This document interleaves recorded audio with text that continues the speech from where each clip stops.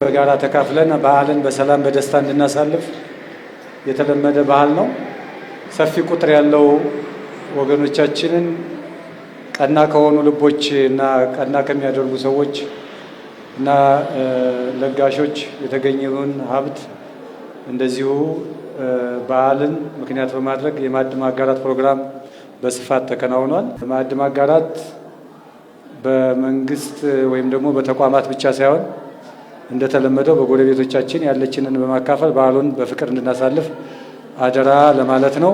በድጋሚ እንኳን አደረሳችሁ። በዓሉ የደስታ የፍቅር የመተሳሰብ እንዲሆን እመኛለሁ። እንኑን ደስታን ይፈጥራል። ሰራተኛው አሁን ወደ ቤት ይሄን ነገር ይዞ ሲገባ ደስ እያለው የተወሰነ የበዓል ወጪ ያግዘዋል እና በጣም ጥሩ ነገር ነው። እናመሰግናለን። ሳለፍ በጣም ጥሩ ያጋዥ ነው። ቤተሰቦቻችንም ለጎረቤቶቻችንም ከዚሁ ከተሰጠን ላይ የቆነጠርን እናካፍላለን እና ጎረቤቶቻችንንም እንረዳለን፣ ችግረኞች ጎረቤታችን። ምክንያቱም ብዙ ነገሮች ቤት ይጎላል በአሁን ሰዓት ደግሞ የኑሮ ሁኔታ። ስለዚህ የኑሮ ሁኔታ ራሱ ብዙ ነገሮች ላትገዛ ትችላለህ፣ አቅምም ስለሌለ ማለት ነው። ስለዚህ መንግስት ይህንን ድጋፍ ሲያደርግልን ከሰው እኩል ካለው እኩል ከጎረቤት ጋር ተካፍለ ትውላለ